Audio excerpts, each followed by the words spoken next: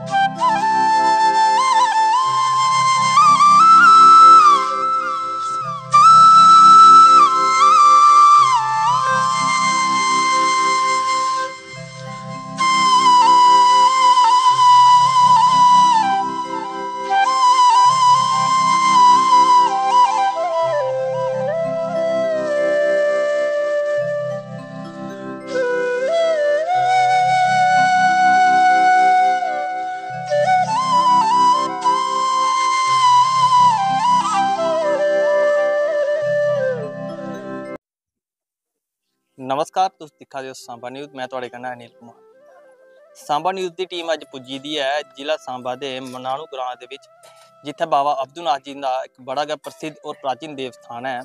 अज सोचा कि तुसें इस देवस्थान के बारे दस्सेआ जा तो यह देवस्थान कितना पुराना है। इहदे पर गै गलबात करने लई साढ़े कन्नै महंत ऋषि बन जी है। उनके कोला जानने का प्रयास करने कि आखिरकार ये देवस्थान कितना पुराना है और बाबा अब्दुनाथन दे इत्थे जेह्ड़े देवस्थान बनया कदों बनया। जी सर तुहाडा स्वागत है सांबा न्यूज़ दे विच। जी सर दसो कि यह देवस्थान कितना पुराना है तो इत्थे बाबा अब्दुनाथ और जदों विराजमान होए कि'यां विराजमान होए। बाबा अब्दुनाथ जी की जगह काफ़ी पुरानी है, यानी ये गुरु गोरखनाथ जी के शिष्य थे। तो ये जिस टाइम पे टिल्ले में है तो बाबा जड़ा आपके स्वांखे वाला सिद्ध गोरिया वो उस टाइम पे उत्थे रहा रहा सिद्ध गोरिया। तो कई दफ़ा उसी उन्हें समझाया पर उन्होंने मथुरा माई के सन्निध्य में रहने के लिए उन्होंने कहा कि नहीं मैं तो माई को छोड़ के नहीं जाना। तो सारे साधुओं ने मना किया, गुरुजी ने भी किया कि भाई चलो इनको हटाओ कि भाई छोड़ो माई को और अपने महात्मा लोगों को भ्रमण करो कुछ। उन्होंने नहीं माने, कहते मेरी धर्म की माँ है जो मर्जी है मैं इसी नहीं छोड़ सकता। तो फिर बाबा अब्दुनाथ जी जो थे ना ये उनके आपस में बड़ा संपर्क कहा सिद्ध गोरिया बाबा का। तो है गुरपाई दोनों। तो इन्होंने जिसले हो चुकी थे गलबात तो इन्हें ही भेजा कि जाओ उसी आख समझा कि भाई महात्मा या तो कर रहो या फिर तो गृहस्थी से नहीं रहना, अपने तपस्या करो और अपने भ्रमण करो जो मर्जी करो। तो ये गल समझाई उन्हें आखना मैं चलिया तो माई ने मर जाना। कहते तेरी अपने वाली मरीगी तो इसी के करना तू मरना तो आखिर सारे ने। तो कहते किस तरह, कहते तू एक काम कर इतने उत्थे तलाई जिथे तलाई है सिद्ध गोरिया बाबा दे उत्थे छपड़ी होंदी ही ਉਹਦੇ ਵਿੱਚ ਉਹਨਾਂ ਨੇ ਕਦੇ ਇਹਦੇ ਚ ਗੋਤਾ ला और अपना रूप बटाई के निकली जा। जिसले राजे सिद्ध गोरिया गए थले गोता लाया तो अपने नाग का रूप धारण करके परली तरफ बर्मी च अपना रूप निकल नाग देवता का रूप बनाई के निकली है। ये बाबा अपने अब्दुनाथ जी चल पड़े अगे अगे वो तो पीछे पीछे ये दोनों आइए। बसंतर नाते बसंतरों आइए सीधे बसंतर ऊपर आइए।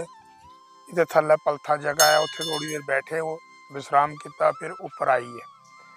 दोनों आइए तो इतने देखा बोड़ी का बूटा है एक तो उन्हें थल्ले बैठ गया आराम से। कल चल भाई कहते तू एक काम कर हूँ तू उधर नहीं जाया हूँ मैं इतने तपस्या करना मैं इतने बोना और तू चला जा अगे।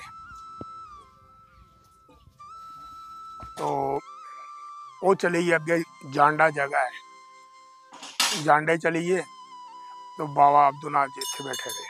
अपनी ते तपस्या की पता नहीं किन्नी चर की है। फिर कर करा के जिसले थोड़ा जा बाद च जान लगे आख्या भाई लोकें की समझाया जो चरवाल है इधर लोग है उन्हें आख्या भाई मैं हूँ जान लग्या हूँ तुसे कहते भाई बोलो कि इच्छा है थोड़ी को गल करो। आखन लगे महाराज कोई सानू सानू भी आशीर्वाद दे जाओ कि साढ़े अगे कल्याण होवे। उन्हें आख्या भाई जो भी तुसे दिल च सुखना करनी हो मन च थोड़ी हो दुख तकलीफ खास करके पशुओं के बारे च पशु बीमार होया नहीं तो घर बैठे तुसे बाबा को नाम ले लो तो बाबा और पशु ठीक हो जाते। और इतने दुध चढ़ता बावे घ्यो चढ़ता और बच्चे की भी सुखना कई दी जीव अगे नहीं होंगे कई की सर्विसों के बाबा ने दया की तो बाबा जी इस तरह करके तो लोगों के आशीर्वाद दिता। और इस ये बूटा उस वे बाद च थोड़ा बाद च लग्या उस वे बूटा ना बूटा मुंडे का कोई नहीं है सड़िए का ये सारी बड़जूड़ा लगी दी है जिन्नी भी है। तो ये निक्की जी बड़जूड़ लगी दी ही और थले बैठे दे कहते इत्थे मैं बोना और उतों अलोप हुई है। हुण उसकी निशानी जो शिवलिंग है उनकी निशानी पहले दूहा हूँ थोड़ा बड़ा लगाया वो है। और ये जगह सारा ये थे जगह गवर्नमेंट की तरफ से कोई डेवलपमेंट नहीं है ना किसी पंचायत का खाली पब्लिक की जो पब्लिक यहाँ चढ़ाती है उसी का पैसा यहाँ लगा हुआ है और जो बाहर से कोई लोग देते हैं वो है। जी मारे मैं तो एक गल और जानना चाहना जिन्हें तुम बोले कि बाबा सिद्ध गौरिया ते अब्दुल नाथ जी दोनों गुरु भाई है इनके जेडे गुरु है इनका क्या नाम है? गोरखनाथ जी महाराज गोरखनाथ महाराज जी के शिष्य है। ते इत्थे लोकें दी के मान्यता है लोग आंदे लोकें दी बड़े सारी आस्था जुड़ी दी है। वो जो मैं सुनाया ना थानू गल कीती है कि भाई जो भी इच्छा है अपनी श्रद्धा से जो सुखन करे पशुओं के बारे में ज्यादा है और किसी के घर बाल बच्चा नहीं है वो भी कर दे और कहीं है कि सर्विस नौकरी वगैरह का जो है चक्कर वो भी हुआ है तो वो भी सुखन कर दे तो बाबा दया कर दे तो उनकी भी हो जाती। कहीं है कि कुड़ी मुड़े दे शादी संपर्क नहीं बनते संजोग वो बाबा दया कर दे तो उनके संजोग भी मिली जाते। बड़े सारे लोग इतना दूध भी चढ़ाते हैं लस्सियां भी चढ़ाते हैं इसकी मान्यता इस चीज की मान्यता वो जीव के बदले जो किसी के घर औलाद की सुखन की थी हो किसी ने कि हाँ भाई बाबा जी मेरे घर औलाद हो तो छिले चढ़ाते बाबे दे और भी सुखना जो अपनी खुशी के ने जो मर्जी करना सुखन इतने कोई वो चीज नहीं है कि भी ये सुखन करो या वो करो जो अपनी खुशी से जो इसकी श्रद्धा है जिन्नी वो करता।